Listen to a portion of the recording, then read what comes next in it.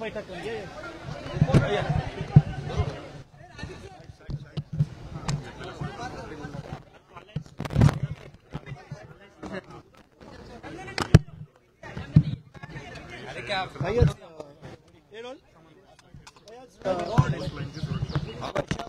मुख्यमंत्री आणि दोन्ही उपमुख्यमंत्र्यांची बैठक झाली सुरक्षा संदर्भात अत्यंत महत्त्वाचा विषय राज्याच्या दृष्टीने काय निर्णय घेतले आणि काय आढावा घेतला गेला पाहिजे।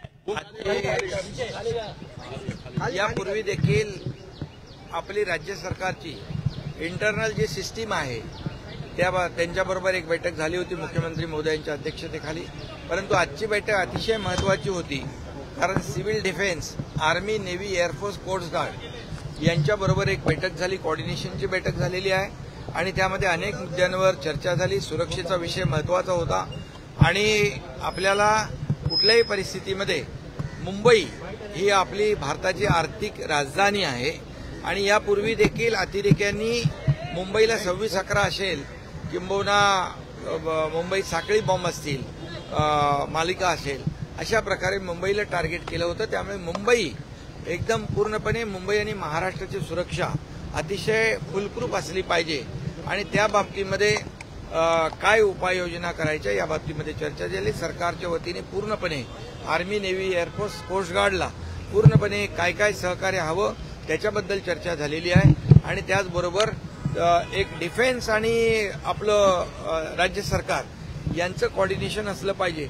यासाठी नोडल ऑफिसर असले पाहिजे या बाबतीत देखील चर्चा झाली। म्हणजे जी काय माहिती येईल, इनपुट्स येतील, इमर्जन्सी इंटेलिजन्स येतील आणि त्यामुळे तात्काळ त्याची माहिती डिफेन्स म्हणजे air force, navy, army, coast guard आपल्या लोकांना देतील।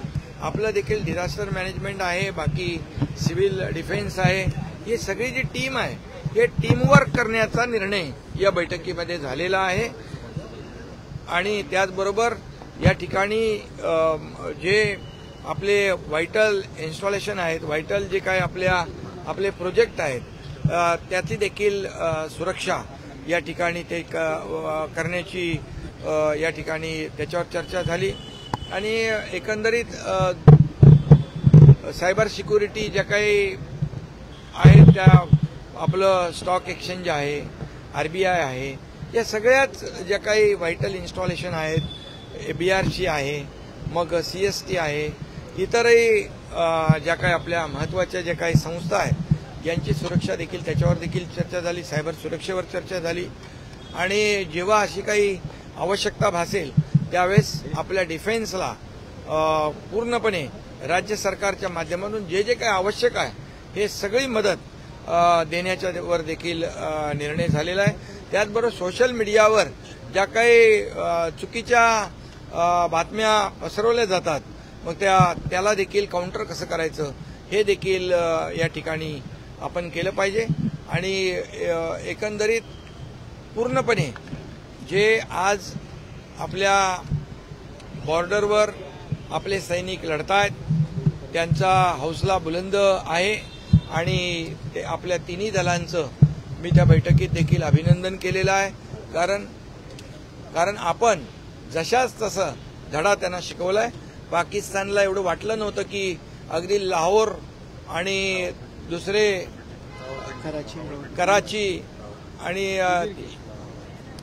इस्लामाबाद, मुदिरगे या ठिकाणच्या एअर स्ट्रीप ज्या आहेत 12 एअरबेसवर जो काही आपण आपल्या लोकांनी त्यांचा एअरबेसच उखडून टाकलेला आहे। त्यामुळे त्यांना जशाच तसं उत्तर आपल्या भारतीय लष्कराने दिलेलं आहे आणि त्याबद्दल मी त्यांचंही मनापासून अभिनंदन करतो, कारण सीज फायर झाल्यानंतर पुन्हा त्या ठिकाणी कुरघोडी करण्याचं काम या ठिकाणी पाकिस्तानी लष्कराने केलं आणि त्यामुळे या ठिकाणी त्यांना धडा शिकवण्याचं काम या ठिकाणी आपल्या लष्कराने केलेलं आहे आणि त्यांच्या मागे आदरणीय प्रधानमंत्री नरेंद्र मोदीजी खंबीरपणे उभे राहिलेले आहेत।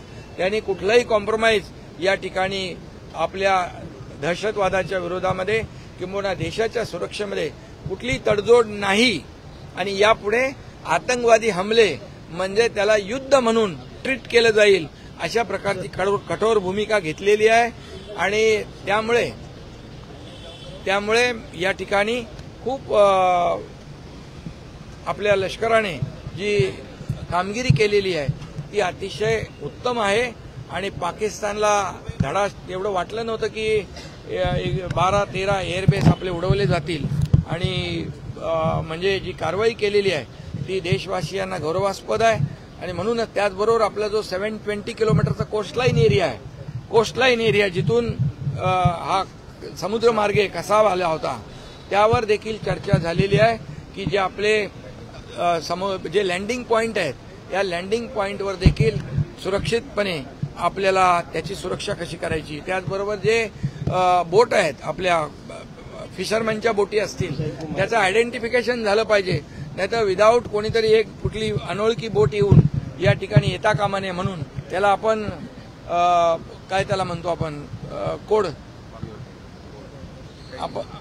जिओ टॅगिंग करू किंवा त्याला कोडिंग सिस्टीम आपण त्यांना दिली तर त्या आयडेंटिफिकेशन त्याचं होईल आणि त्यामध्ये बार कोडिंग करायचं आणि काही वेळास आपल्या ज्या काही गस्तीसाठी मोठे ट्रॉलर जे आहेत, मध्यम ट्रॉलर आहेत ते देखील हायर करायचे आणि ते देखील आपल्या कोस्टगार्डच्या मदतीला देण्याचं आणि म्हणजे त्यांचं कोस्टगार्ड, नेव्ही आणि आपले सिव्हिल डिफेन्स यांचं व्यवस्थित कोऑर्डिनेशन झालं पाहिजे यावर देखील चर्चा झाली, कारण ते महत्वाचं आहे, कारण समुद्र किनारा आपला 720 किलोमीटरचा, त्यामुळे फुलप्रूफ अशी चर्चा झाली आणि सगळे आपण महाराष्ट्र आणि मुंबई पूर्णपणे आपण अलर्ट आहोत.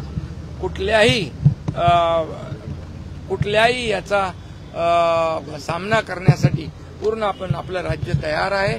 नागरिकांनी देखील यामध्ये सहभागी व्हायला पाहिजे. नागरिकांनी खोट्या अफवांवर विश्वास न ठेवता या ठिकाणी जी खरी जी सूचना येईल सरकारच्या वतीने त्या ठिकाणी आपण हे केलं पाहिजे आणि नागरिकांनी देखील यामध्ये कान डोळे बनून काम केलं पाहिजे.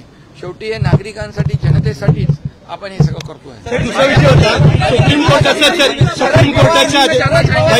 सुप्रीम कोर्टाच्या आदेशानंतर स्थानिक स्वराज्य संस्थांच्या निवडणुका होण्याची तयारी आहे. असं असताना आमदारांना निधीची कमतरता वाटते का? आज यहाँ पर आज बहुत ही महत्वपूर्ण बैठक हुई सुरक्षा को लेकर. उसमें मुख्यमंत्री महोदय जी की अध्यक्षता में हम दोनों उप मुख्यमंत्री थे और air force, army, navy, air force, coast guard, civil defence, disaster management, ये सभी लोगों की एक बैठक हुई है. महाराष्ट्र और मुंबई को सुरक्षित रखना ये विषय को लेकर, क्योंकि पहले भी आतंकवादियों ने मुंबई को टारगेट किया था और मुंबई हमारे देश की आर्थिक राजधानी है और इसलिए ये पूरी तरह सजग होना, अलर्ट होना ये हमारे लिए बहुत बड़ी बात है. और एक डिफेंस की तरफ से, एक हमारे राज्य सरकार की तरफ से, दोनों भी जो भी इनपुट आएंगे, इंटेलिजेंस आएंगे, इमरजेंसी में जो भी कुछ निर्णय लेना है उसको शेयरिंग करना, इसलिए नोडल ऑफिसर की अपॉइंटमेंट होगी और उनको जानकारी मिलेगी एक दूसरे की. तत्काल डिफेंस जैसे army, navy, air force, coast guard कहेगा ये ऐसी ऐसी जरूरत है तो राज्य सरकार उनको तत्काल सहयोग करेगी. 720 किलोमीटर का कोस्ट लाइन है, इसमें भी कोई भी ऐसा नया आदमी, जैसे कसाब का हमला हुआ था, कोई भी नई बोट नहीं आवे, इसके लिए आइडेंटिफिकेशन होना, उनका बोट का अकाउंटेड होना, अकाउंटेबिलिटी भी चाहिए उसमें, और उसके लिए बार कोडिंग करना, ये सब बातें जो है उस पर चर्चा हुई. मैं डिटेल में नहीं जाना चाहता हूँ, लेकिन पूरी तरह सिक्योरिटी के बारे में ध्यान रखकर ये मुंबई और महाराष्ट्र और हमारे जो वाइटल इंस्टॉलेशन है, जैसे बीआरसी है, जेएनपीटी है, रिजर्व बैंक है, स्टॉक एक्सचेंज है, सीएसटी है, कई ऐसे हमारे वाइटल प्रोजेक्ट जो है उसको भी हम सुरक्षित रखना चाहते. ऑयल डिपो है यहाँ पर और इसमें कई जो है हमारी ऐसे बड़े प्रकल्प है उसको भी वहाँ से टारगेट कर सकते हैं. ये ध्यान में रखकर हमें जो सुरक्षा का इंतजाम जो है पुख्ता करने के लिए बैठक थी, क्योंकि हमारे लश्कर के जवानों ने उनको 13 एयरबेस को उड़ा दिया है और जैसे उन्होंने हरकत की तो उनको मुंहतोड़ जवाब दिया है. इसलिए तीनों दलों का मैं अभिनंदन भी करता हूं और हमारे आदरणीय प्रधानमंत्री मोदी जी पूरे हमारे मिलिट्री के पीछे खड़े हैं। उन्होंने उनको फ्री हैंड दिया है हमारे सीमाओं का रक्षण करना, देश का रक्षा करना, और इसलिए राज्य सरकार और मुंबई पूरी तरह इसमें हर संभव खतरे को उसका सामना करने के लिए तैयार है। शरद पवारांनी तुमच्यासोबत शरद पवारांनी तुमच्यासोबत मंच शेअर केला। इसमें एक ही बात कहूंगा मैं, सोशल मीडिया के माध्यम से कई झूठी खबरें देने का काम होता है, उसको भी काउंटर करना चाहिए। और आपको सभी मीडिया को भी मैं कहता हूं कि यहाँ पर हमारे देश की रक्षा की बात है, देश के संरक्षण की बात है, इसमें आप लोगों ने भी पूरा सहयोग इसमें देना चाहिए। नागरिकों ने भी इसमें गलत अफवाहों पर भरोसा विश्वास नहीं रखते हुए जो ऑथेंटिक जो है, जो प्रॉपर उनको सूचना आएगी उसके ऊपर ही ध्यान रखना। एकाच गाडीत आलं पाहिजे, एकाच गाडीत आलं तर मुख्यमंत्री अरे बाबा, आम्ही एकाच गाडीमध्ये एकच टीम आहे आमची। आमचं मागे पण इंजिन एकच होतं, आता पण इंजिन एकच आहे, टीम तीच आहे। आमदारांच्या निधीची अडचण आहे का? पवार साहेबांनी तुम्ही एकत्र आल्यामुळे संजय राऊतांनी आगपाखड केली आहे। त्यांनी म्हटलं की शरद पवार आमच्या सोबत यापुढे असले तर ठीक आणि नसले तर तरी सुद्धा ठीक। हा कार्यक्रम सहकारी विभागाचा होता, 150 वर्ष झाले सहकारी विभागाला, त्याचं शतकोत्तर उत्सव होता, सुवर्ण महोत्सव होता, आणि याचा अभिमान प्रत्येकाला असला पाहिजे। आणि खऱ्या अर्थाने शरद पवार साहेब सहकार क्षेत्रामध्ये, कृषी क्षेत्रामध्ये त्यांनी मोठं काम केलेलं आहे, त्यांना अनुभव आहे, ते राज्याचे मुख्यमंत्री होते, देशाचे कृषी मंत्री होते, त्यामुळे सहकार क्षेत्रामध्ये त्यांनी केलेलं काम लक्षात घेता त्यांनाही निमंत्रण होतं। मुख्यमंत्री म्हणून देवेंद्रजी, उपमुख्यमंत्री म्हणून मी आणि अजितदादा आम्ही होतो, त्यामध्ये इथे काय पॉलिटिक्स आणण्याचं काय कारण आहे? या सहकार क्षेत्रामध्ये आम्ही तर ठरवलंय की या आपल्या सहकार विभागाच्या माध्यमातून सगळ्या शेतकऱ्यांना एकत्र करून गट शेती करून या ठिकाणी आर्थिक खऱ्या अर्थाने ग्रामीण विभागाला आर्थिक सक्षम करणं, यासाठी सहकार क्षेत्र उपयुक्त आहे। त्यामुळे मला वाटतं यामध्ये असं कुठलंही राजकीय भाष्य करणं योग्य नाही। आणि जेव्हा मी मुख्यमंत्री होतो तेव्हा देखील शरद पवार साहेब जनतेच्या हिताची कामं सांगत होते। आजही मुख्यमंत्री महोदय देवेंद्रजी आहेत, त्यांनी जे काय त्यांच्या लक्षात येत आहे, कधी काय ज्या काही अडचणी असतात त्याच्याबद्दल ते बोलत असतात, आणि त्यामुळे त्यांनी एका व्यासपीठावर आम्ही यावं यासाठी कुणाची पोटदुखी होता कामा नये। आता पोटदुखीला औषधच नाही तर त्याला काय करणार? पवार साहेबांनीच काही दिवसांपूर्वी नगरविकास निधी वाटपाला अडचण होते का आमदारांना निवडणुकांच्या आधी?